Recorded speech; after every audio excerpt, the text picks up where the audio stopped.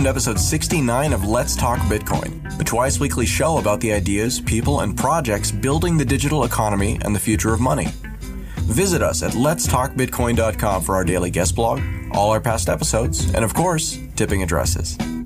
My name is Adam B. Levine, and the holidays are here. Every movement needs its culture, and Tatiana Morose is at the forefront of the fledgling Bitcoin one. With a new song out imploring you to spend Bitcoins whenever you pay, Andreas caught up with her at the Latin America Bitcoin Conference to talk cultural revolutions and revolutionary cultures. Then, Michael Goldstein is the founder of the Satoshi Nakamoto Institute to preserve and promote the history of ideas that led to Bitcoin. He and Stephanie talk cypherpunks and crypto cash. It's a good one, and remember, cypherpunks write code. Later, 'tis the season. Andrea, Stephanie, and I talk Bitcoin charities and the gift of Bitcoin to loved ones. I talk about my personal layaway plan and stretching out your time horizons for fun and profit. You asked, here it is, a Christmas segment. And finally, Josh Zerlin is an executive with Butterfly Labs. He sat down with Andreas to talk expectation management and exponential technologies, pre-orders and production. This is a long one, so let's get to it. What, you wanted to take the holidays off? Hey, if I'm still putting out 2 episodes a week while being on unpaid vacation, you can handle another meaty show. The future waits for no man. Enjoy!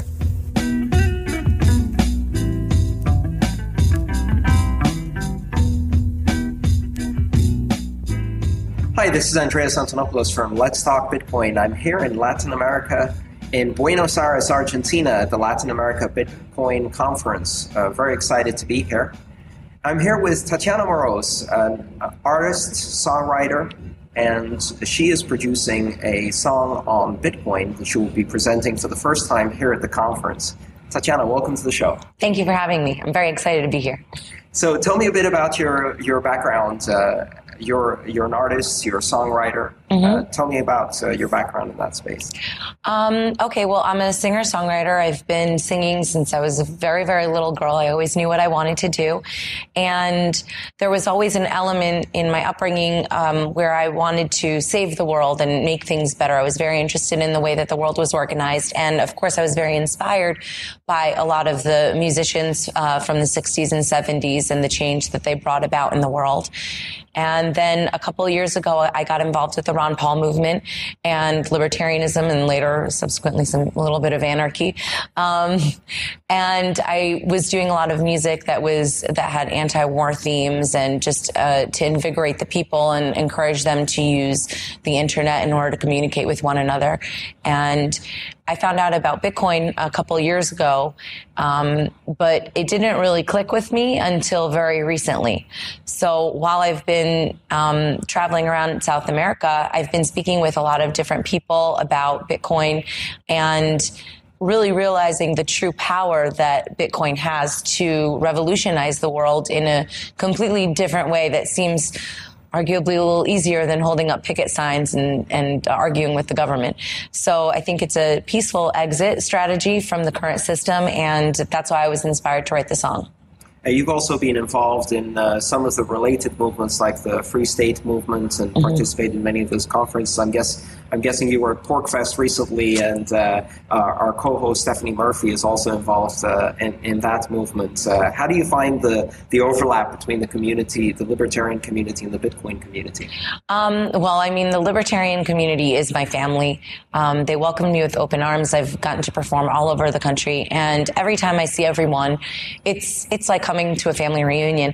I've noticed that there is a similarity with the Bitcoin people, because you do have some of the libertarians there. But I think what it is being with people who truly understand what this is about. And I think that it's hard for people when they're trying to explain Bitcoin to their families and their friends that don't really understand it. So there's a definite camaraderie that goes on, and I think it's great because you're pulling in different kinds of people. The one thing that I do like, even though I feel that liberty and freedom are universals, I think that people have walls up against any political party that isn't their specific team that they grew up rooting for. Bitcoin has the ability to bring in all different kinds of people in a way that affects people universally. So I think that that's really appealing about it.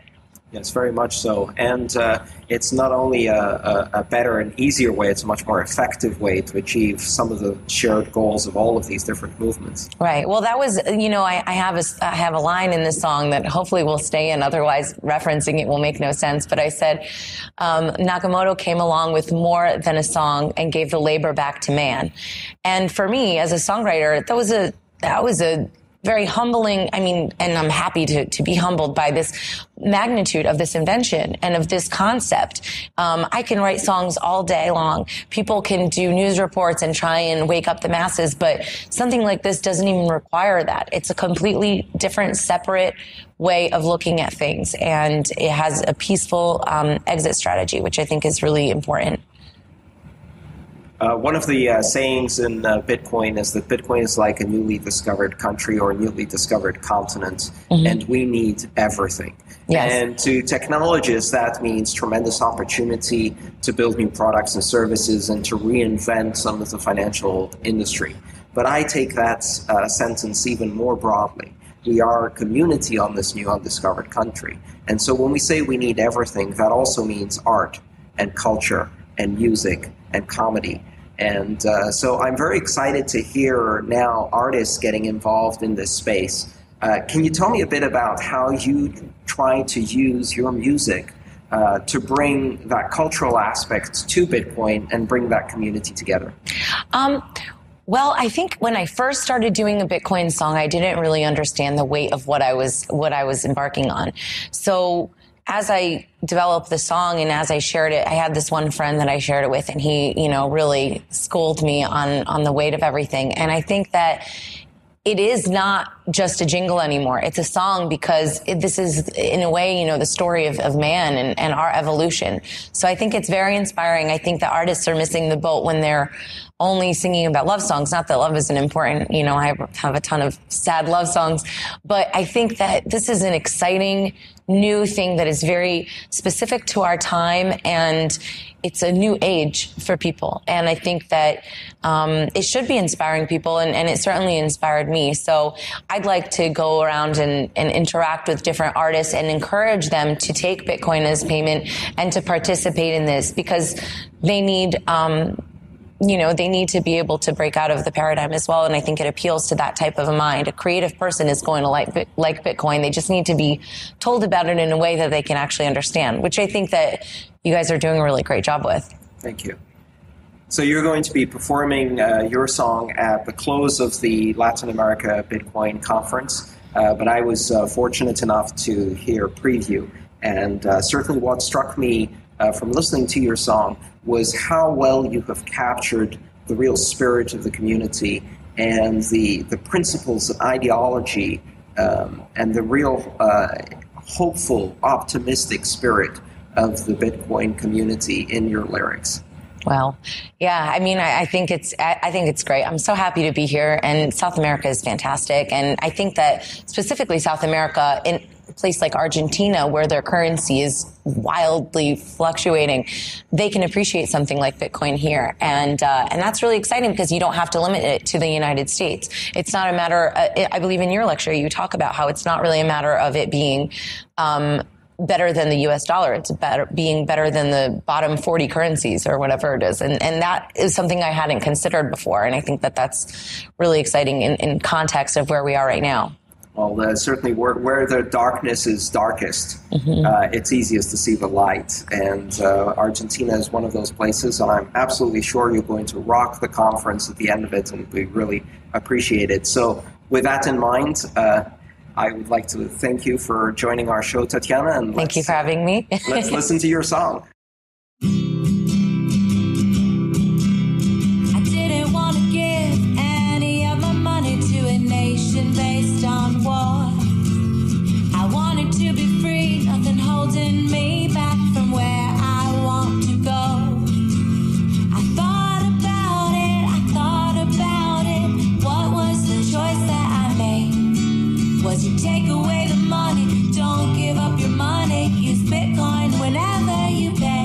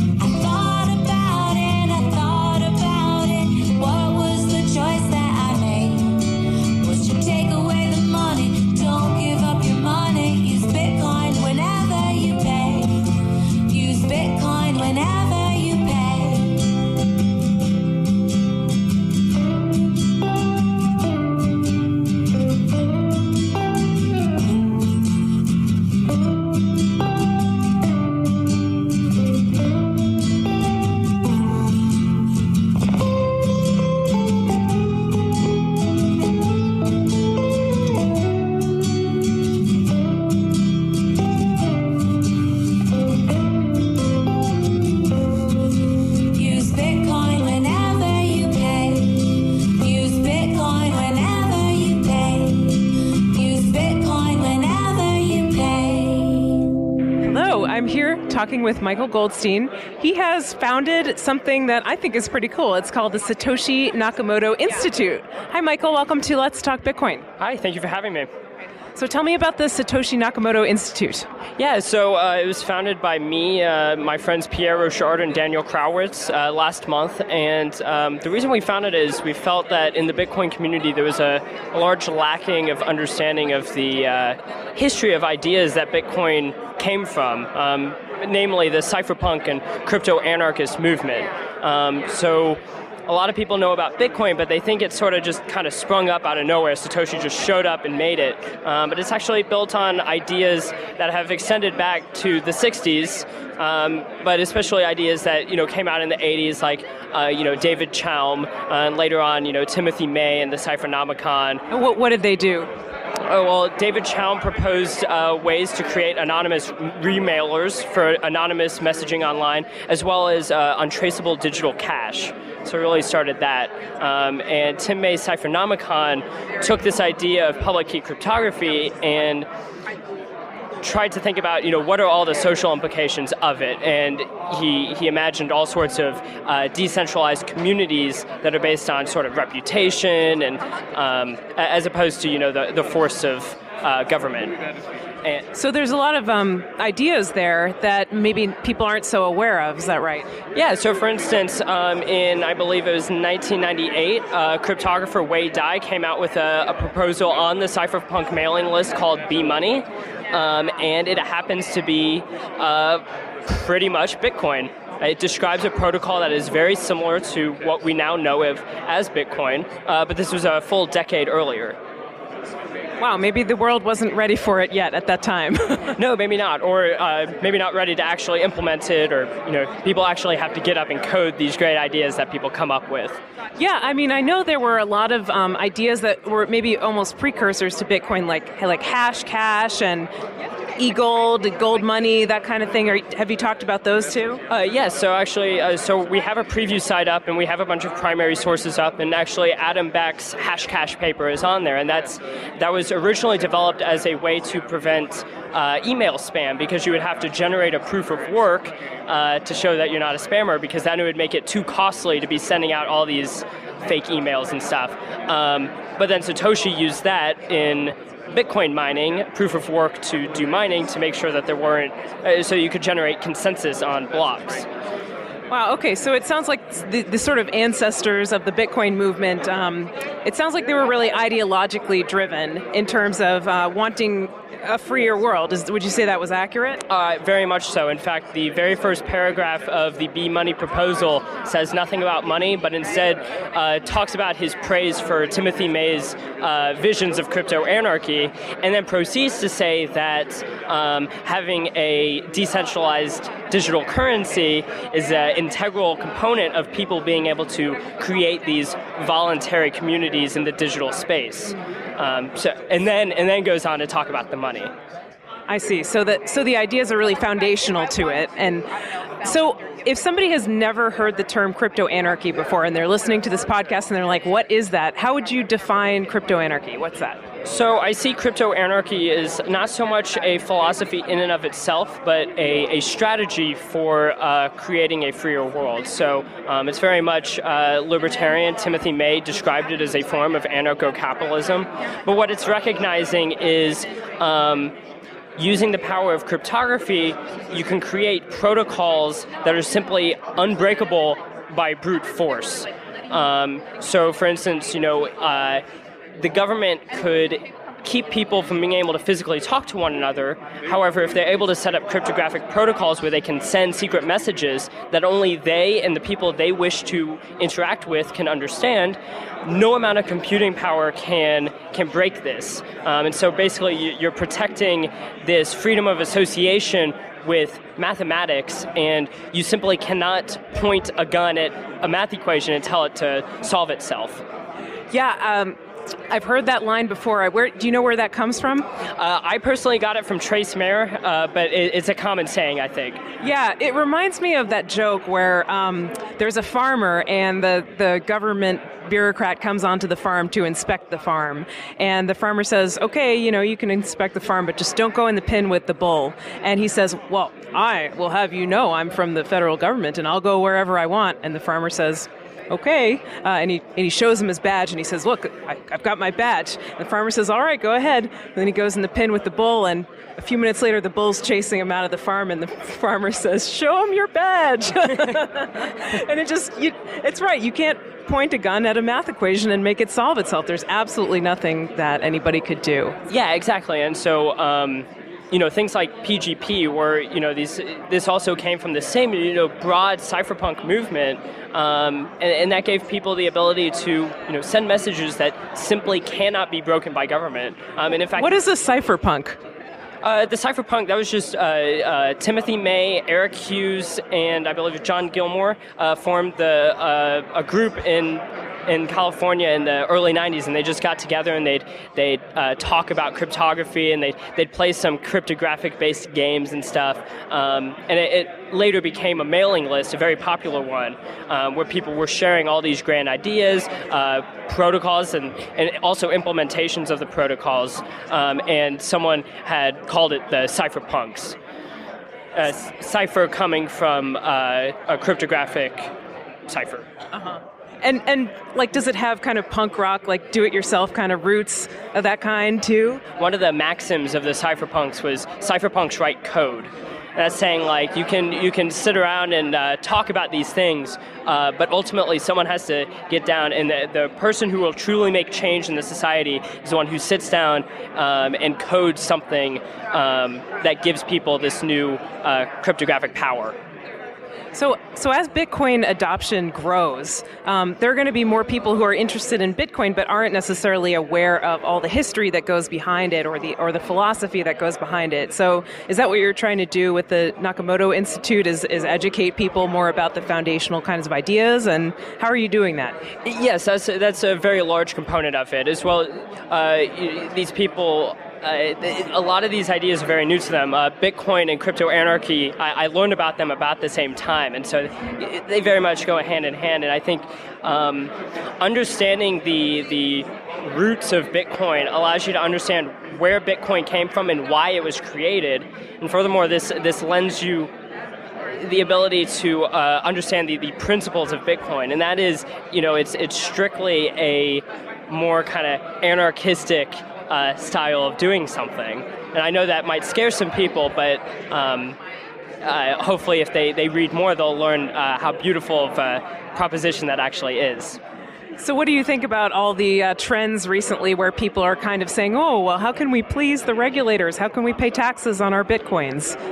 Well, so I think, once again, if they understood the cypherpunk roots of Bitcoin, they would understand that, cypherpunks didn't want to simply hide from government. They wanted to make the government irrelevant. They wanted to create protocols that allowed people to completely disregard certain legacy institutions and state apparatuses.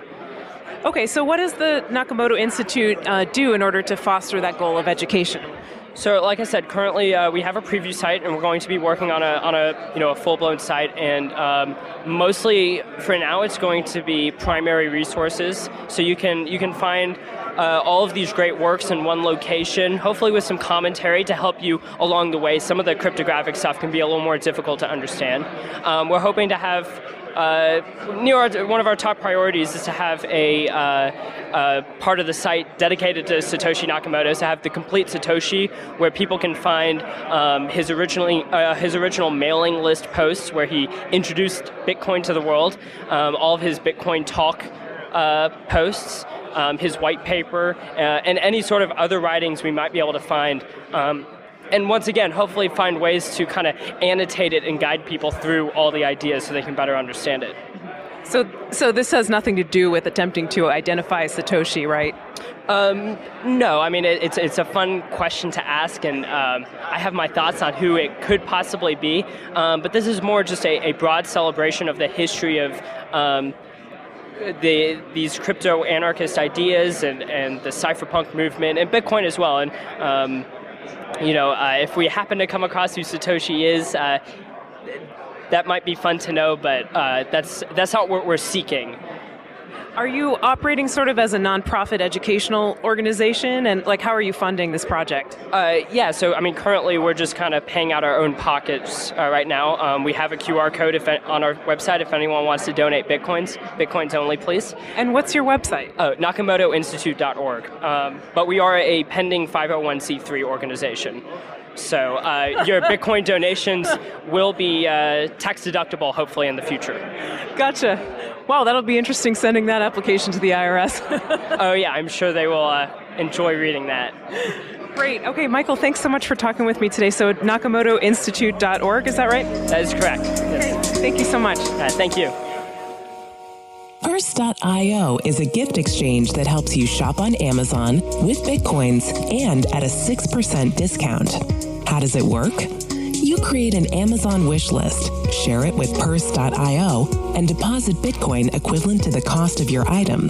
You'll soon receive your item in the mail, purchased for you by someone who gets your Bitcoin in return. You must try this new service. Let's Talk Bitcoin listeners will even receive additional rewards. Visit Purse.io.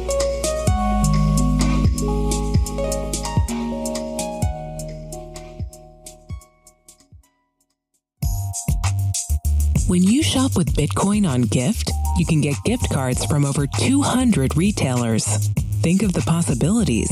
Not only is your holiday shopping taken care of in a snap from your Android device or on the web, but now you have a way to purchase everyday items from stores like Target, CVS, Gap, and GameStop using your Bitcoins.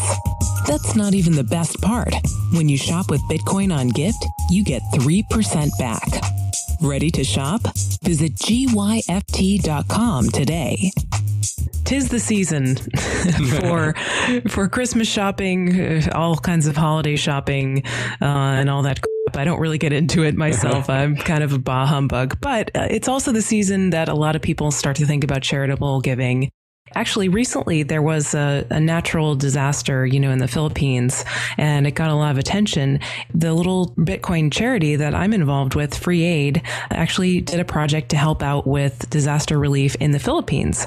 The way it went was really interesting.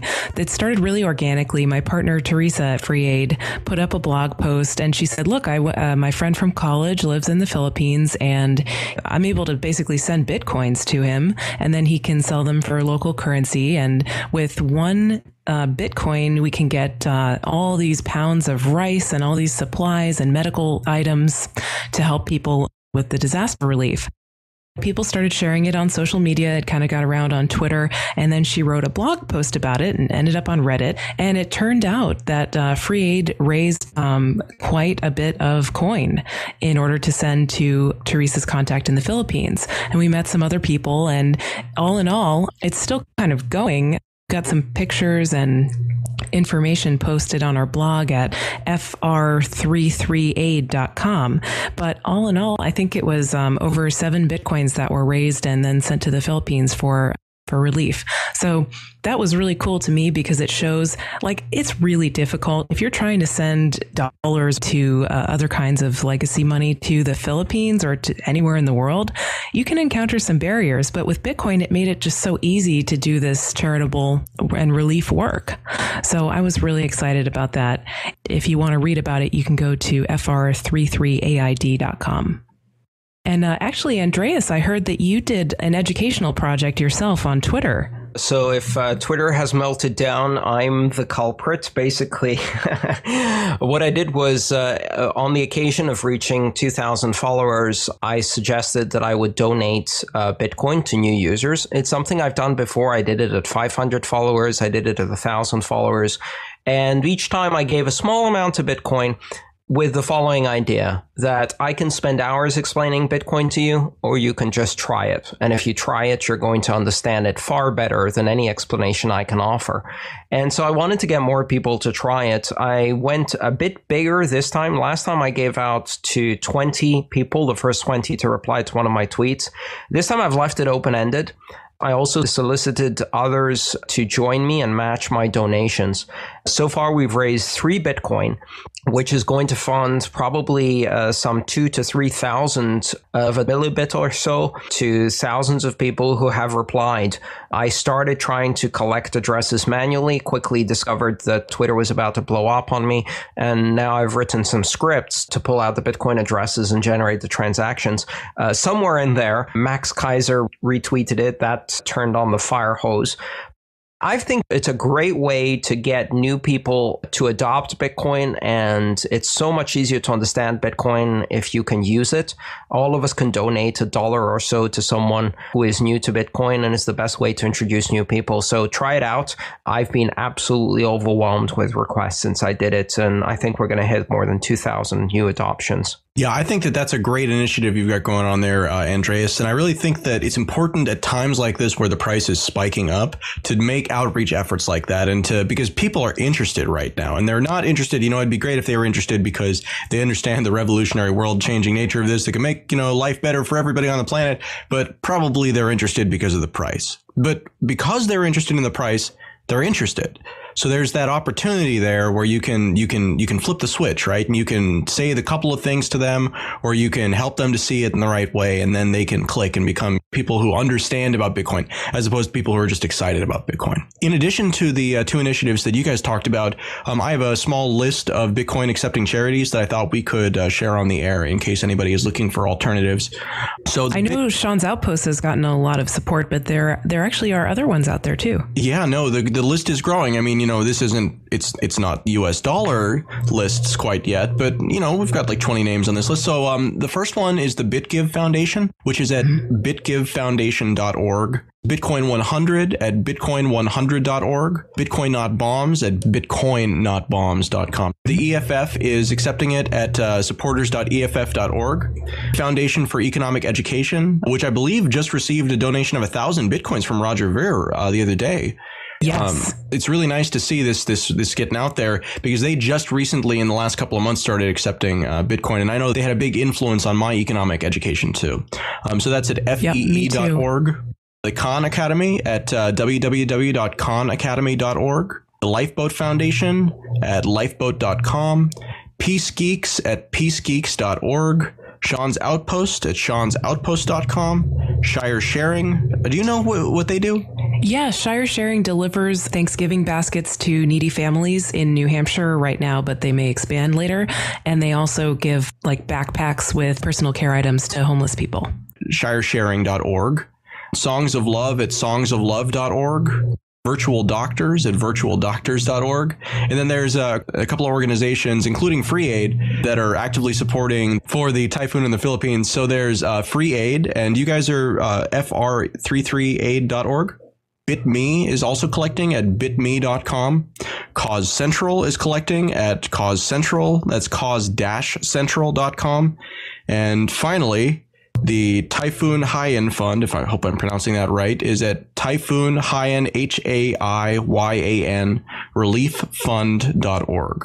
So if you are feeling like you've done really well over the run up from $100 to $1,000 on Bitcoin, you should give back this season. There are lots of options. Yeah, I'm so glad to see this proliferation of charitable and educational organizations that accept Bitcoin and do really cool things with it.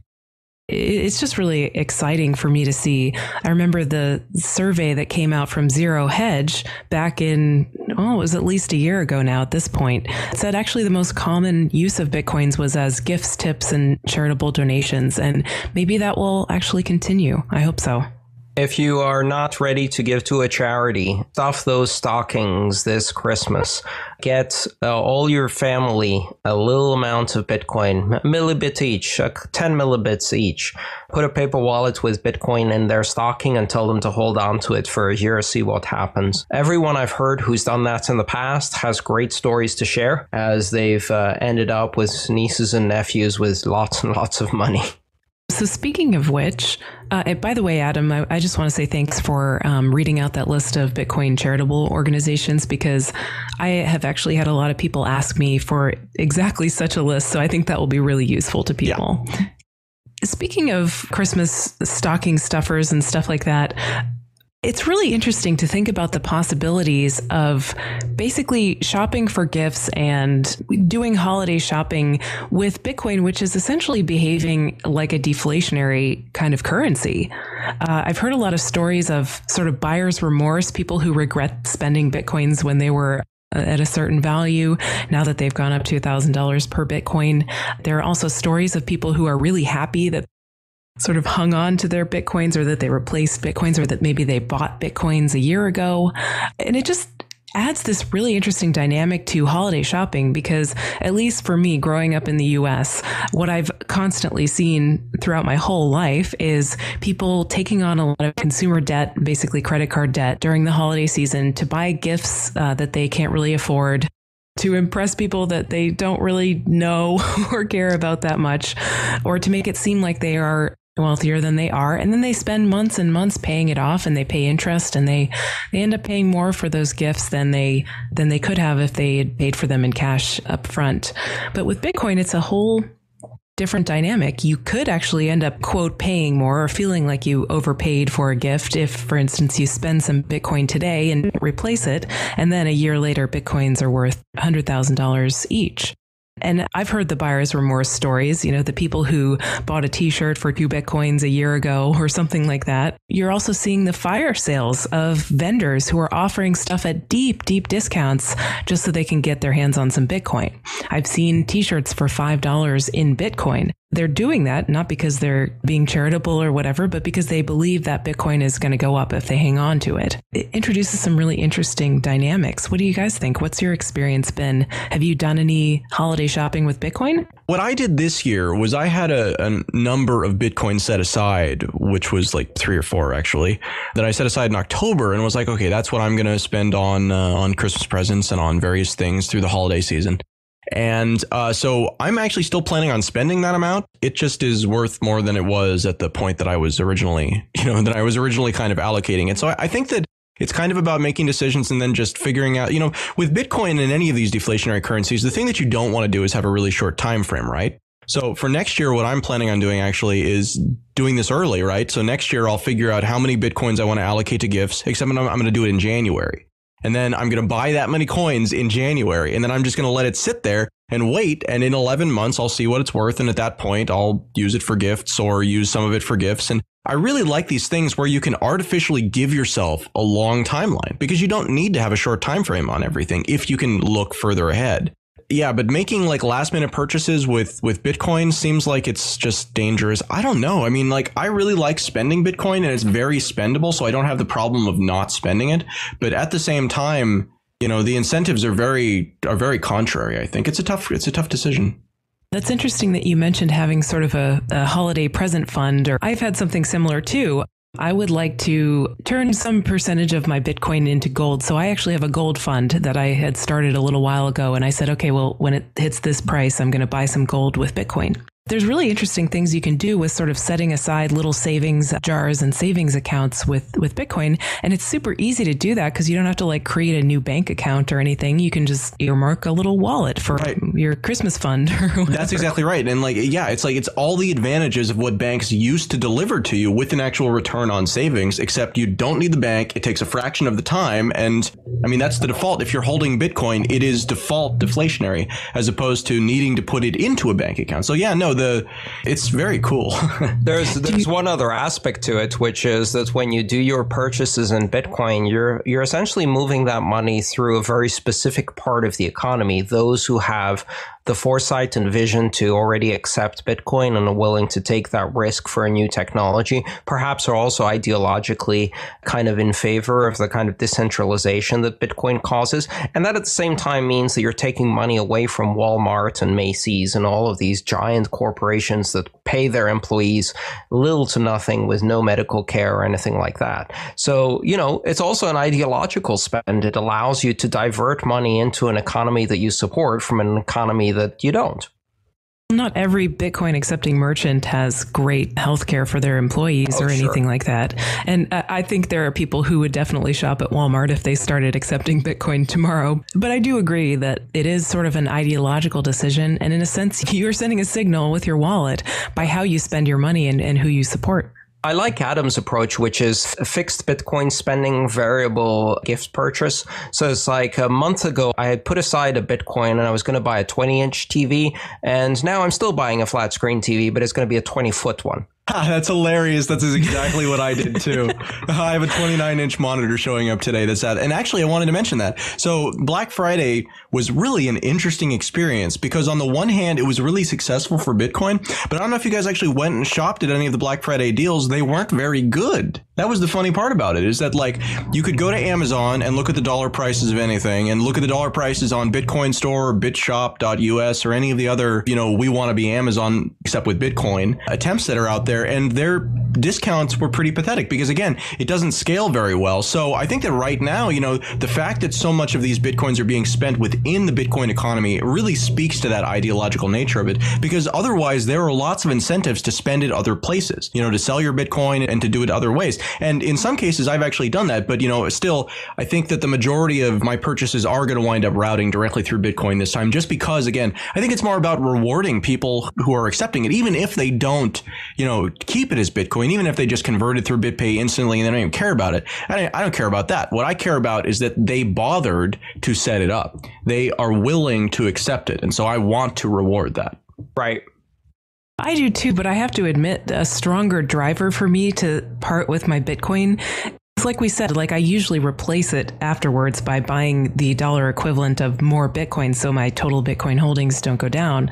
But for me to want to do that, I really need a discount too at this point, because there's so many merchants, that accept Bitcoin. And I've supported them in the past just because they simply accepted Bitcoin. That's great. But at this point, there's so many of them coming on board that really helps if they give some extra incentive to spend Bitcoin. So what's a good discount? Because Bitcoin Store has 0% markup. If you're not talking about physical products, it's a lot easier to really give that substantial discount. But how do you do it with physical products? Do you literally just have to have a long-term perspective? Because if you did have a long-term perspective, if you were able to say, okay, well, we're going to sell this computer and we're going to sell it for 20% off, but we're going to keep the Bitcoin for 6 months minimum. Does that suddenly change the model? And does it make it so a 20% discount could actually work if you have the ability to float that long-term time frame?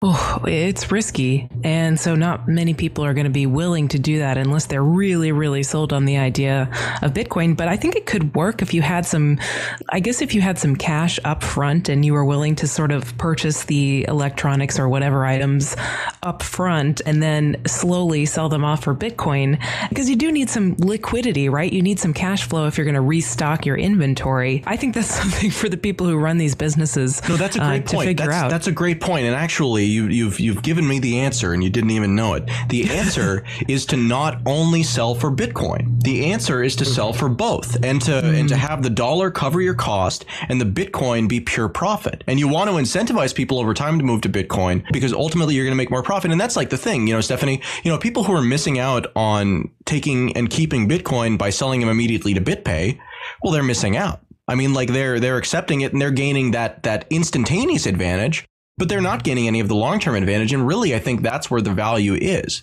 It takes people time to see that, but that is where the value is. All of these problems, if you stretch out the time frame on them, it gets so much smoother. The 3 rules of business for me when I started the Bitcoin business model, which we discussed in some of the earlier episodes, was rule number 1, it has to be Bitcoin accretive.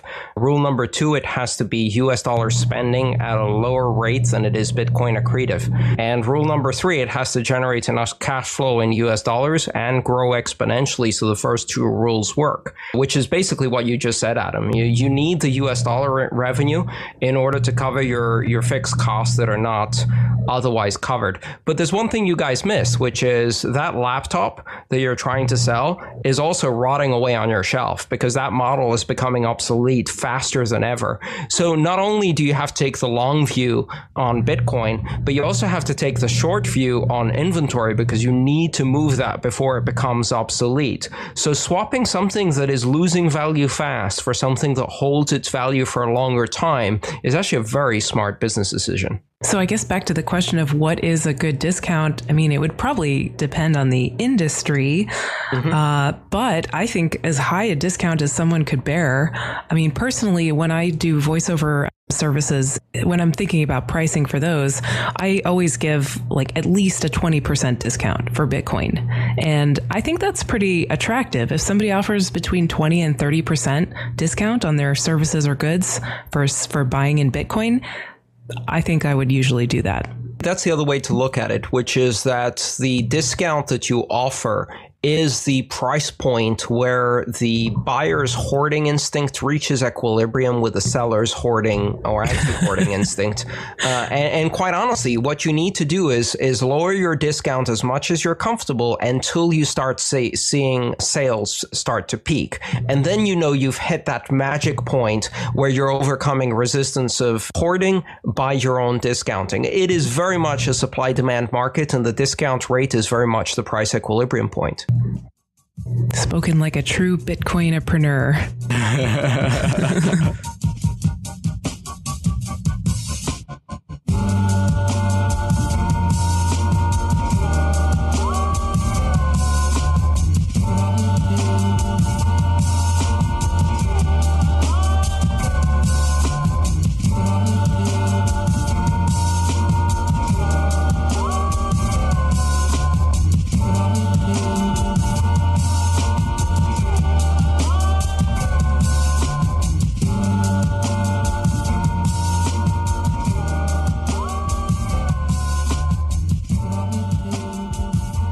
This is Andreas Antonopoulos from Let's Talk Bitcoin. I'm here in Argentina at the Latin America Bitcoin Conference. I'm really excited to have Josh Zerlin, Chief Operating Officer of Butterfly Labs, here today. Josh, how are things? Things are great. This has been a fantastic conference so far.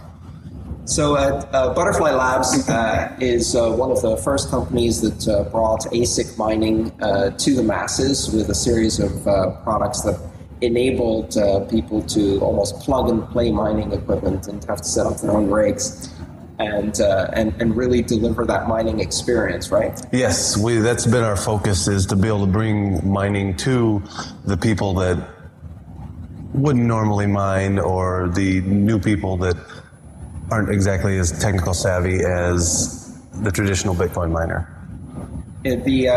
Probably the best known ASIC miner, I guess, is the Jalapeno, which has been selling many units over a long period of time. At least that's the one I've heard of the most. But you have a much broader range of products. Yes, the Jalapeno has been just wildly popular. It exceeded our expectations phenomenally.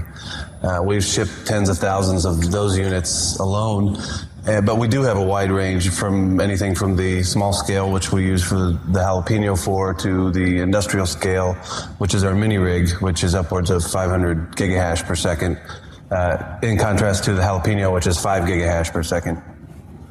And recently, the change in price has certainly readjusted the profitability of mining, and some of the equipment that perhaps had seemed to be reaching the end of life in terms of profitability because of the increase in mining difficulty, with the increase in the Bitcoin price, suddenly came back into play, right? Yeah, absolutely. And it's been just an absolutely wild ride. When we originally started designing the ASICs, we were looking at, a $6 to $18 price point for the Bitcoin exchange rate, and it started going up from there. So we had to readjust the pricing model and everything.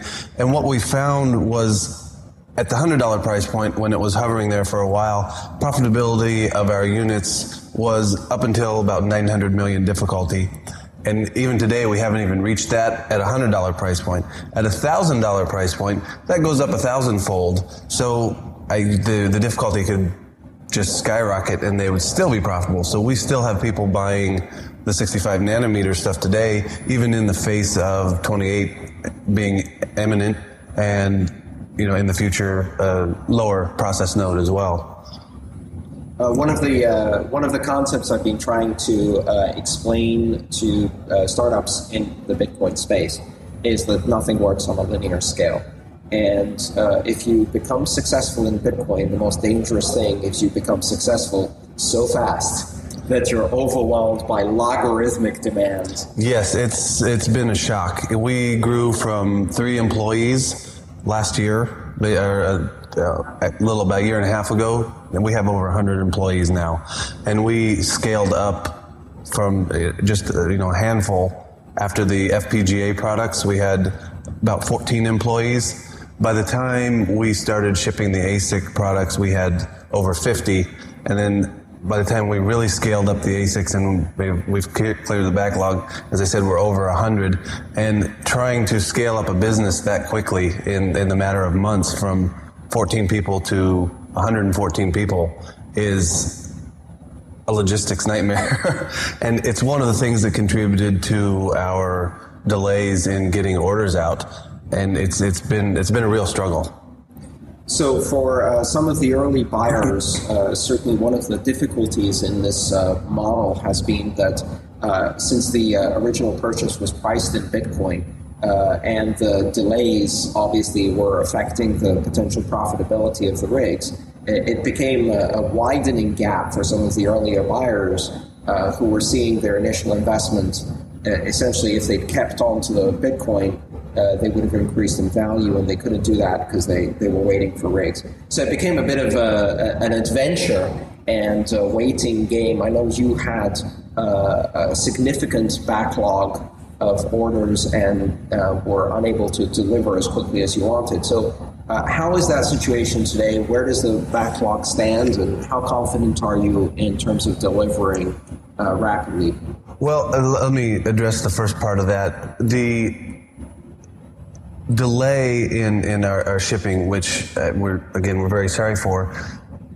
When we first priced these, we've always priced these in US dollars, not in Bitcoin, precisely because of the volatility of Bitcoin. We do accept Bitcoin, obviously, through BitPay, who's been great throughout this whole process. But we do this in US dollars because of precisely that problem. We don't want to be in the position of, well, we took your Bitcoin, we sold this to you for 80 Bitcoins, but now 80 Bitcoins is worth $80,000. We don't want to be in a position where we've cost you that money. So we sell it in US dollars, and the US dollar is relatively stable. So what $2,400 was worth a year ago, it's still roughly worth that today. So just because we accept the payment in Bitcoin doesn't mean we are pricing or valuing the devices in Bitcoin. So if you paid in Bitcoin and you thought Bitcoin was going to go up, I would have purchased more Bitcoin. I mean, it's very easy to look back on this and say, oh, Bitcoin, if I had held on to Bitcoin, it would be. If we knew that, then everyone would be multimillionaires. I mean, I would have mortgaged my house and purchased tons of Bitcoins at $10 a coin last year. Nobody knew it was going to go up. I mean, and certainly, I don't think anybody knew it would go up to $1,000 in the span of a month. If it had gone the other way, you would have been in the opposite situation. So absolutely, there's risk on both sides of these wild currency fluctuations. Right, and if it had gone the other way, and then we refunded people in Bitcoin, the Bitcoin that they paid, let's say 80 Bitcoins, and now it was only worth $1 each, people would be screaming about that. And rightly so. That would be completely unfair. And when it goes the other way, I understand that feeling, and in that position, I can absolutely understand that feeling. But from a business perspective, it's just not something that's even feasible. I mean, we can't refund. And we don't keep the Bitcoin. We go through BitPay. It's converted into US dollar immediately, and because we can't pay our vendors, we can't pay the foundry, we can't pay anything in Bitcoin, unfortunately. I mean, it would be absolutely great if we could operate our entire business on Bitcoin. Unfortunately, it's not the reality right now. So we have to still operate in US dollars or other fiat currencies. And sorry, I forgot the second part of your question. This created a perfect storm where you simultaneously have massive currency fluctuations, and you were hit by a tsunami of demand that completely overwhelmed your ability to both create the product and then deliver it, and even handle the customer service and operation and questions that would come from that. Now, you've been able in the meantime to scale up to your employee size and your operations. How is the backlog doing today? Where are we in that respect? We've actually cleared the backlog, and it's a huge relief. We've shipped almost 50,000 units, and in contrast with our FPGAs, which were wildly successful, and we shipped, I think, more FPGAs than most vendors or any vendors. We shipped about 2,000 units. So we've scaled from 2,000 units, which were difficult to get out, because these are labor intensive to assemble. And we're trying to move away from that with our new product that will be much easier to assemble. But we're now doing 50,000. We did 50,000. That number is just mind-boggling. In the face of Intel or in the face of AMD or something like that, of course those numbers are very small. But for a small operation to do a 50,000 unit turnover, that's pretty huge. And we do everything. We don't outsource the manufacturing. We don't outsource any of that. We get everything into the Kansas City office, and we assemble it there, we pack it there, we ship it there. So it's really a soup to nuts operation. So clearing our backlog is a huge relief. And yeah, we did get overwhelmed, and it was a struggle to build up to the point we are at now. We're in a very good place now. It's great. We have a lot of manufacturing capacity, shipping capacity, a lot of processes in place. It's still an ongoing process. We're still growing, we're still learning, but we did learn a lot of lessons, and we continue to learn these lessons, and a lot of them are painful and hard won. And I think we serve as an example to a lot of the companies coming now on what to do, what not to do, what works, what doesn't work. And then you pile on top of this the delay in terms of just general logistics. You pile on the delay of a brand new cutting edge technology that no one's done before. Yeah. For our 65 nanometer, I mean, it was the most advanced mining chip at the time, and we were delayed getting it completely functional. It didn't perform exactly like we expected, but it still performed very well. It delayed us just under 6 months. So a 6-month delay in a cutting edge technology industry it's almost the norm. Mm. It's not unusual. A 12-month delay is not unusual. And so, but we understand the time sensitiveness, especially of Bitcoin mining. Right. So, and we understand why it was especially egregious that we were so late. And the famous 2 weeks thing, I actually only said 2 weeks once in reference to something I think even unrelated to the actual chips. But the 2 week thing is stuck. When I say these things, and I wish I could convey, my heart goes out to the people, wish I could convey to them. When I say these are things that I want, I believe them. I believe that we were going to do this in 2 weeks or 3 weeks or a month. This is the data I get from the other people. I don't have control of the entire scope of the project. Mm-hmm. I rely on other people. I rely on other teams, rely on other manufacturing. And this is the information I get from them. And this is what I believe at the time when I give it to them. I absolutely do not want to or have any desire to lie. If I think it's going to be 6 months, I would absolutely say it's going to be 6 months. But if I say 2 weeks or I say 3 weeks or I say 4 weeks, that's what I think it's going to be. And maybe my crime may be of being optimistic. Mm-hmm. And I'm trying to temper that. So anytime I go for it, I've learned a lot in that particular aspect.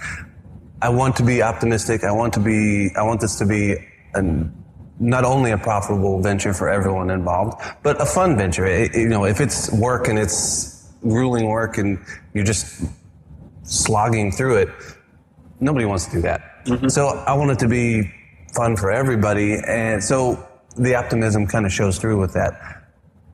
And I do understand the need to temper that going forward. And I think I do better in that aspect.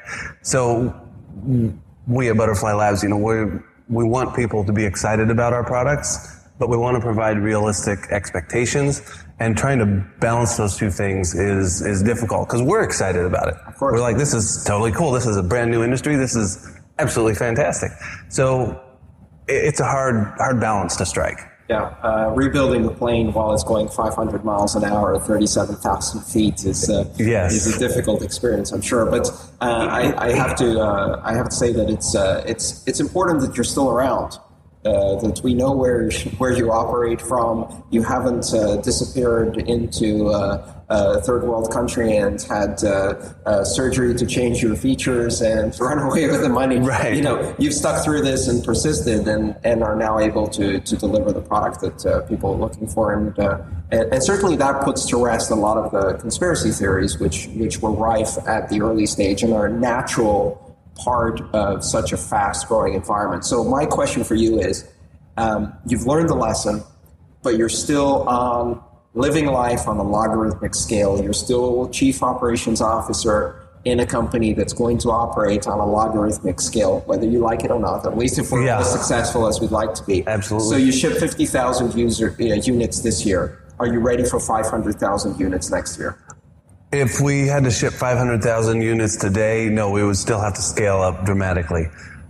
Going forward, you know, if we were faced with 500,000 units and let's say we had that, I would certainly look into outsourcing the assembly, especially because now it's much simpler. With our current units, if we tried to outsource those, it would take a very long time and be very complicated because there's lots of little parts and screws and nuts and bolts and you have to get the thermal paste just right and the heat sinks just right and the torque on the screws for the heat sink just right. Mm-hmm. Getting a Chinese manufacturer or even a domestic in the U.S. manufacturer to do all that correctly would be very, very costly and very time consuming.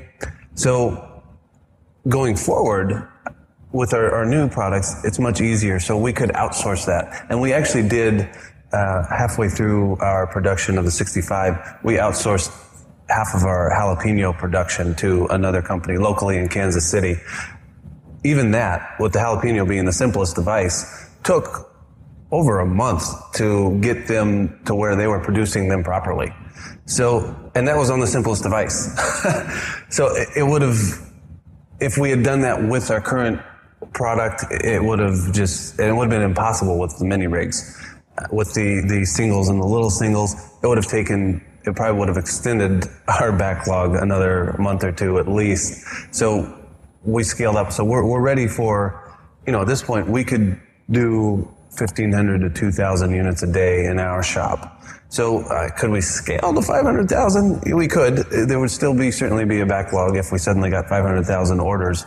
But we could outsource that pretty easily. So yeah, we are prepared to scale to that, and that'd be great if we get to that this year. I don't know. As I've said at the conference here, I think mining is going to a more industrial scale. So you're going to see a lot bigger units in terms of more hash rate in a higher density environment than a lot of little units going out. And that's unfortunate in some aspects because the jalapeno demonstrates that people want to get their feet wet. Mm-hmm. They want to be part of this whole thing, but they don't want to put out $5,000 because that's a huge investment. $175, $275. That's not bad. That's a week of partying or what have you. You can afford that. You can't really afford to just blow $5,000 on a whim. So we're actually we have some ideas and we have some things coming out that will hopefully cater to the people who still want to dabble, who want to get their feet wet. I think there's a big lack of that, the whole industry wide right now. And that hinders people getting introduced to Bitcoin mining. And that's something we want to avoid. Mm-hmm. So it's an important thing to us.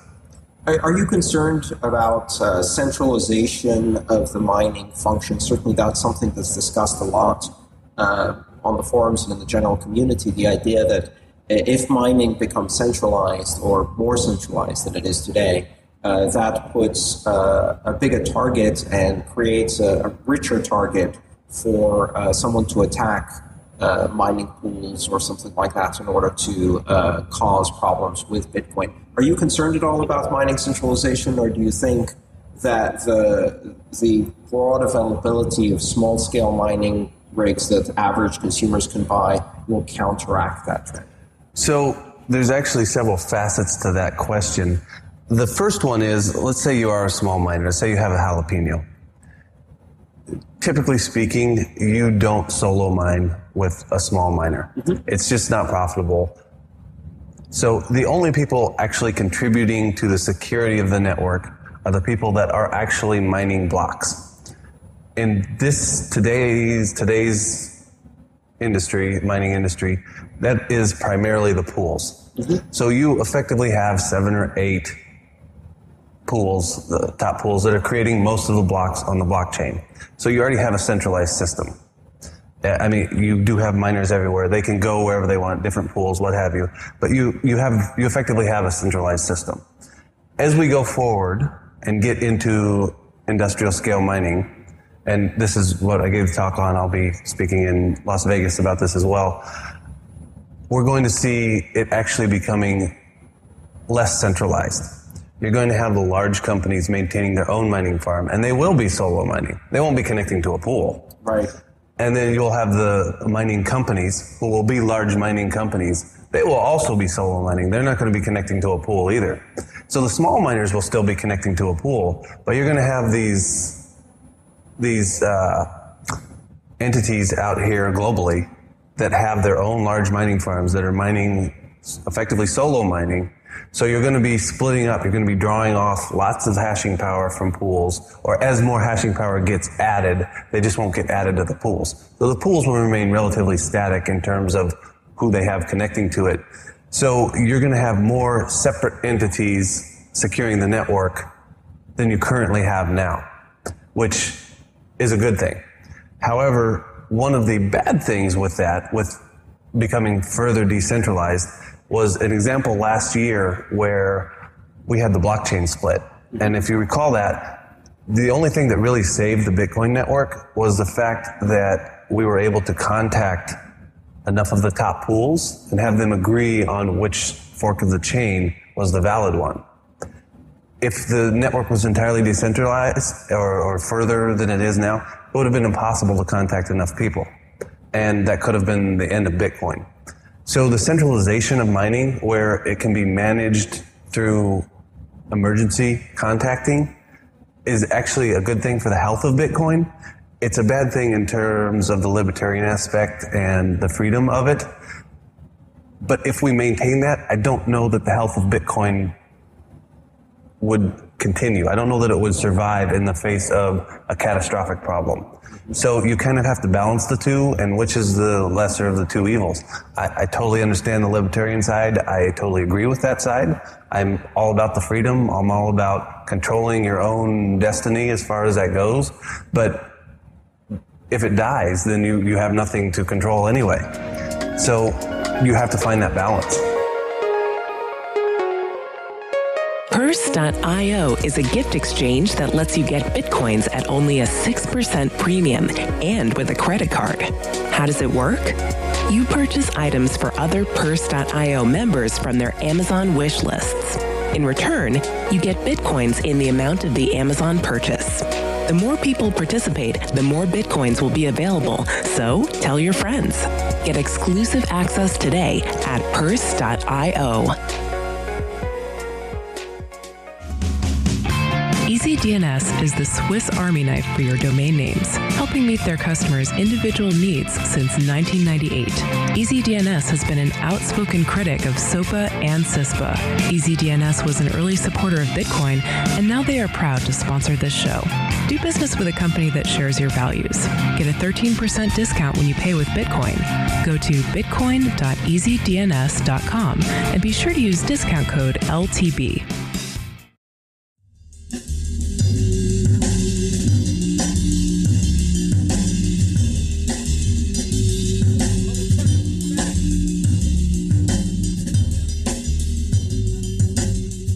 Back in spring of 2013, when we had the big blockchain fork, one of the forks ended up being 26 blocks ahead of the other. It was a pretty significant gap. And one of the tools used at the time was the built-in emergency broadcast system. Not many people know about this, but the only point of control that Satoshi Nakamoto had, and now some of the core developers have, is the ability to send a simple message to everyone connected with a Bitcoin node in order to notify them of an emergency situation. And that tool was used during that fork in the spring. So how is that used in the context of either a dedicated ASIC miner that's connected by USB, say a Jalapeno, or some of the more sophisticated mining rigs that are more industrial scale you'll be shipping soon? So in the context of mining, it actually, as I said before, the miners are not really directly securing the network. It's the pools that are doing that. It's the pools that are actually mining. So the miners will never see that message unless they're running their own wallet software on their computer. But the actual mining computers, they will never see that message. There's no Bitcoin D on there. Bitcoin is not running on them at all. So you have the pools. The pools are mining. Well, they're typically a Unix variant, primarily Linux to best of my knowledge, and they're running in command line. The Bitcoin D is running in the command line, so they will never see that message either unless they just happen to be doing a get info or some other method of looking. They'll never see it either. So what happened at that time, we literally picked up the telephone and called the people. A lot of us pool operators have the phone numbers of the other big pool operators, and I happened to be in Chicago airport getting on an airplane when someone called me asking what number or what what version of Bitcoin is your pool on. Just was coincidental that I was on the version that was considered the correct version at the time. So fortunately I didn't have to do anything, but several of the other big pools, BTC Guild, they were actually on the other side of the fork. And if we were not able to contact the operator, and especially BTC Guild being one of the largest pools, it would have been catastrophic because they would have continued mining. It would have been more than 26 blocks, 100 blocks, how many ever blocks later. So you have two essentially fully formed and working chains of Bitcoin at that point, and that would be a disaster. With significant hashing power on both sides. Right. Part of the issue here was that it wasn't just a small percentage of mining that had cleaved off. It had pretty much gone right down the middle, and you had almost half the mining power on the new chain. It was the worst case scenario. It was absolutely the worst case scenario. So in the future, do you foresee a need to create perhaps interfaces in these industrial rigs for the mining operators? You mentioned that the industrial rigs are more likely to be solo mining and not part of a pool. Do you foresee needing to create interfaces that can propagate this emergency message or provide context or contact information so that if such an emergency arises in the future, we can contact these industrial miners? That may actually be a good idea. I've never actually considered that, but that introduced a host of problems, including some security concerns that I don't know people would be comfortable with. As we go forward, and as I said, we're fairly centralized in mining now, so interpersonal relationships and direct contact information is good. There's actually, since that happened, there is a mailing list, and we have strengthened those interconnections in terms of, here's my emergency contact, it's on the mailing list. So many more people know the emergency contact numbers now. We maybe through the Bitcoin Foundation or some other quasi-governing body, maybe we should register our important information for the big-time miners. If you're a large company, say this is our emergency contact if there is a problem, because it's in the best interest of everybody. Nobody wants to be mining on the wrong chain, so you would want to participate. There is no scenario where you wouldn't want to participate in that type of project, because it's not good for anybody to have those kind of problems. Right, absolutely. So let's look into the future for just a second. You've got a whole new series of products coming out, and we've squeezed out all the efficiency between CPU and ASIC, and that was 4, 5, 6 orders of magnitude in efficiency growth. And now we're locked into Moore's Law. So from now on, chip density doubling every 18 months. We're pretty much locked into that path. You can only squeeze out so much optimization from the algorithm, from the heat sink, et cetera, we're on a much more predictable growth path as we go from 65 to 20 nanometers and below. Would you agree? Right, yes. The ASIC era effectively started with 130 nanometer. I think it was ASIC Miner that was on that. Avalon was on 110. I think most vendors basically skipped 90. We came out with 65. Everyone's moving to 28 now, and this was all in the span of the last, 18 months at most. So we've far exceeded Moore's law in terms of our industry, and it's a grueling pace. We can't keep up. Miners can't keep up. It's hard. It's hard on everyone. And yeah, so we are at 28, which is where it's cutting edge. It's not bleeding edge. Intel is currently they're usually considered the most cutting edge, most bleeding edge process node. They're currently working on 14 nanometer. They are, in terms of, they're shipping 14 nanometer. They're working on 10 nanometer. So the next process node after 28 is 14 or 16, depending on which foundry you're with. So we have one more probably rapid jump to 14 nanometer. But after that, we will be up against the wall, same wall Intel is up against. We will literally have nowhere else to go. So then we will be right there with Intel at Moore's Law, 18 months. I'm looking forward to that, honestly, because it will give everyone a breather to sit back and consider how to go forward instead of just, we got to get to the next technology as quickly as we possibly can and just racing through the technology field. So it'll be good. It'll be good for the industry. It'll be good for everyone. I think we'll see an expansion in breadth. So we're at this technology wall. So instead of having fewer, smaller, faster, more efficient units to increase our hash rate, we're going to start seeing them expanding. We're going to have more and more and more of these small, efficient units. And that's going to present its own problems in terms of power density, data center space. So it's going to be interesting. I think we may be trading one particular problem for another, but at least it'll give us something to focus on and we can relax a little bit. So it's going to go primarily from chip density to then platform and build density.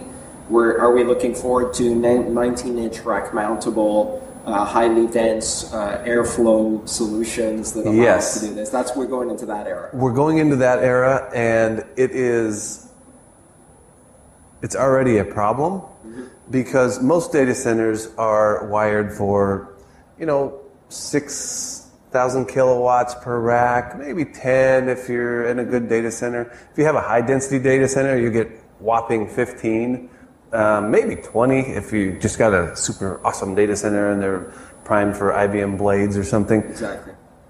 Bitcoin mining, we could easily consume 50 or 60,000 kilowatts per rack. So we're taking the kind of difficulty that was developed with blade level density in the data center, which took us from about 8 kilowatts a rack to 15, 20, 25 in some cases. Yeah. And now we're going to take that a whole level up. Yeah, and data centers, if you go to a data center individual and he's never heard of Bitcoin or understands Bitcoin mining, the engineers can't even conceive of a rack like this.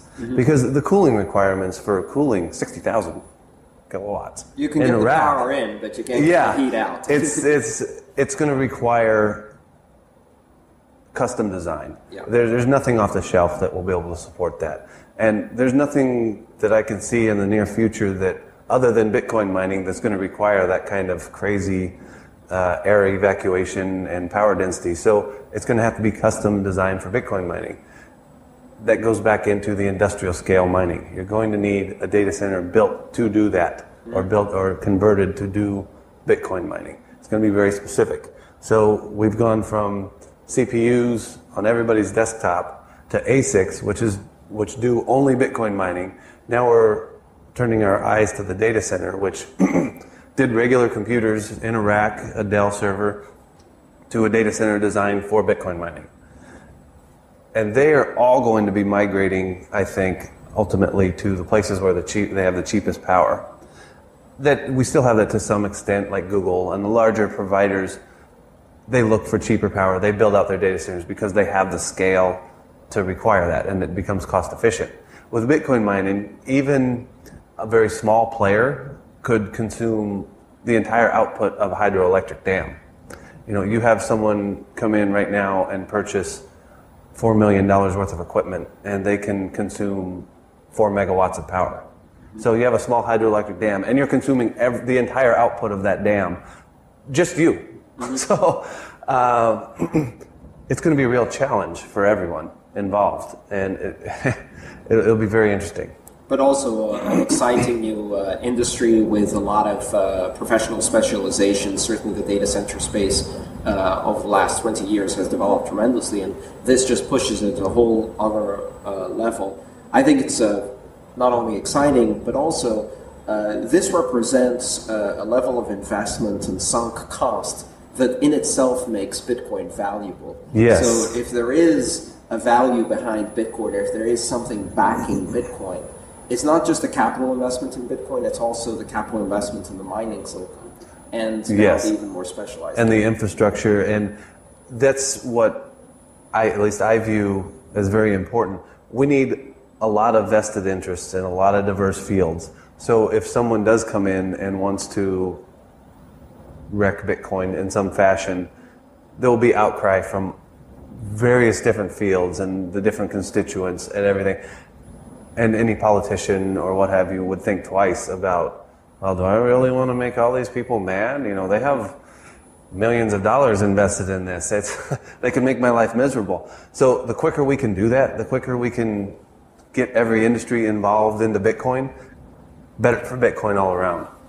Well, this has been a fascinating discussion. I'm looking forward to the next products that come out of Butterfly Labs, and wish you a lot of success riding the logarithmic dragon of operations that we are all on. And good luck to you. Josh from Butterfly Labs, thank you so much for joining me today. Thank you very much. I appreciate you giving me the time. Thanks for listening to episode 69 of Let's Talk Bitcoin. Interviews with Josh Zerlin and Tatiana Moreau were produced by Andreas Antonopoulos. Interview with Michael Goldstein was produced by Stephanie Murphy. Holiday Cheer was produced and edited by Adam B. Levine. It featured Andreas Antonopoulos and Stephanie Murphy. Music was provided by Jared Rubens and Calvin Henderson. Questions or comments? Email Adam at Let's Talk Bitcoin. See you next time.